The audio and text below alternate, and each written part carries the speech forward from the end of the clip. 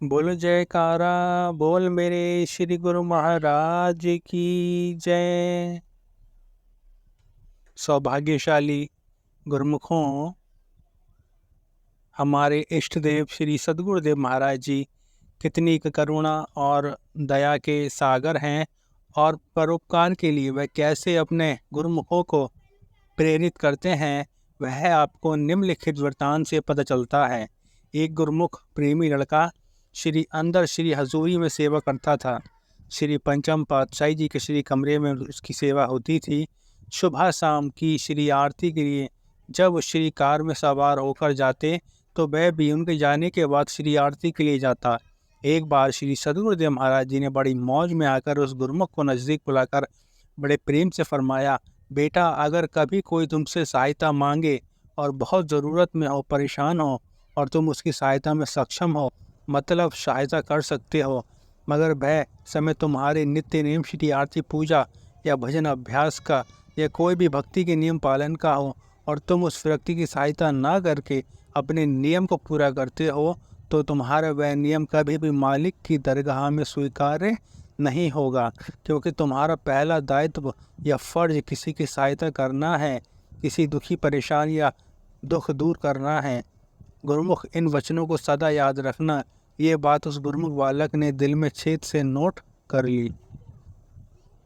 कुछ दिन बाद जब श्री सद्गुरुदेव महाराज जी श्री आरती के लिए श्री कार पर हवेली से बाहर निकले तो सेवा कार्य कुछ अधिक होने के कारण उस गुरुमुख को श्री आरती पर जाने के लिए तनिक देर हो गई।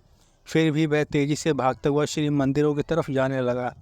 जब वह मोती बाग के साथ वाले रास्ते पर मोड़ है, जहाँ से सामने आज बड़ा वाला गेट नज़र आता है, श्री शांति भवन के सामने वाला मोड़ पर पहुँचा तो एक बहुत वृद्ध भगत जी जो बहुत ही धीरे धीरे चल रहे थे, उन्होंने आवाज़ लगाई, बेटा सुनो ज़रा, बहुत प्यास लगी है, क्या तुम मुझे पानी पिला सकते हो?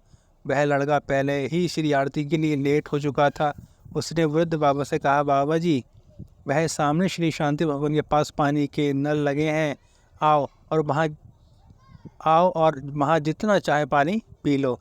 मगर बाबा बोले, मुझे अभी बहुत बहुत प्यास लगी है और मैं वृद्ध होने के कारण तेज नहीं चल पाता, गला सूख रहा है, क्या तुम अभी मुझे पानी पिला सकते हो? लड़का सोचने लगा, क्या करूं, आरती पर भी लेट हो चुका हूं। फिर एकदम से उसके दिमाग में कुछ दिन पहले के श्री वचन याद आ गए कि अपने नित्य नियम से पहले किसी ज़रूरतमंद की मदद करना चाहिए, नहीं तो वह नियम स्वीकार्य नहीं होगा। ये याद आने पर वह बाबा जी को अभी आया कहकर भागा और श्री शांति भवन में गिलास ढूंढने लगा, मगर उसे वह नहीं मिला। फिर मजबूर होकर जहाँ पानी के नल हैं वहाँ गया, शायद कोई पात्र मिल जाए।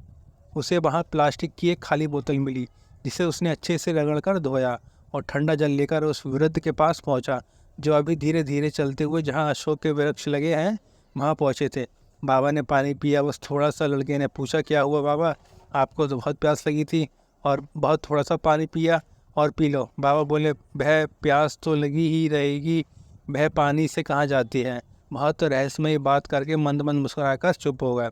लड़का जल्दी में था, फिर उसने बड़ी विनम्रता से पूछा, कोई और सेवा हो तो बताएं। बाबा ने कहा, मैं चल नहीं पा रहा, मंदिर तक जाना चाहता हूँ। लड़का इसमें असमर्थ था। उसने कहा, अगर मेरे पास कोई वाहन होता तो आपको ले जाता। तब बाबा ने कुछ नहीं कहा। लड़का उन्हें नमस्कार कर आगे बढ़ा। अभी 2 कदम ही आगे बढ़ा तो मन में किसी कोने से आवाज़ आई, कहीं ये श्री जी तो नहीं है। ये सोचकर जैसे ही पीछे देखा तो वहाँ कोई नहीं था।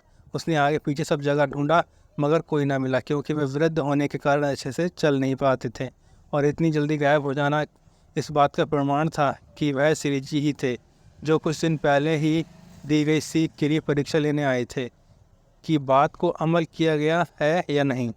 वह गुरुमुख प्रेमी बालक इस बात से संतुष्ट था कि श्री जी के वचनों पर वह यथा योग्य चल पाया।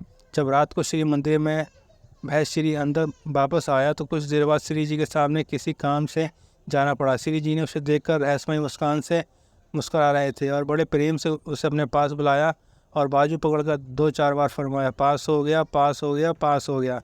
बस इतना ही कहा और गुरुमुख प्रेम बालक ने श्री जी को दंडवत प्रणाम कर दी और बहुत बहुत आशीर्वाद फरमाया। बोलो जयकारा, बोलिए रे श्री गुरु महाराज की जय।